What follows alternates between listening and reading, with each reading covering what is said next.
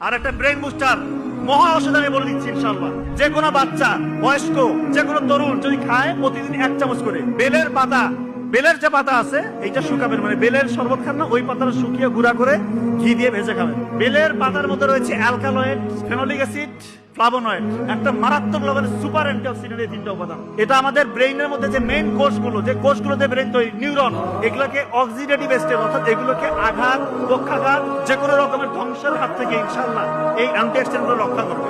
এবং বেলের পাতার মধ্যে রয়েছে বিটা ক্যারোটিন এবং ভিটামিন সি, এটা আমাদের নিউরনকে পুষ্টি যোগাবে।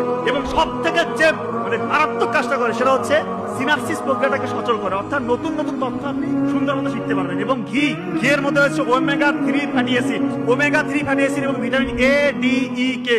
এইটা ব্রেইনের জন্য একটা মারাত্মক লেভেলের সুপার এনার্জেটিক একটা খাবার, এটাকে বলা হচ্ছে ব্রেইনের এনার্জির ফুয়েল। তো এই দুইটা যখন আপনি কম্বিনেশন করে খাবেন, যে কোনো স্টেজে খেতে পারেন, যে কোনো বাচ্চা, বয়স্ক, যে কোনো তরুণ যদি খায় প্রতিদিন 1 চামচ করে বেলের পাতা শুকিয়ে গুঁড়া করে ঘি দিয়ে ভেজে 1 চামচ করে খাওয়াবে, ওর ব্রেইনের অবস্থা যে অবস্থায় আছে না কেন ইনশাআল্লাহ তার থেকে ব্রেইনের কর্মক্ষমতা বহু করে বাড়বে ইনশাআল্লাহ।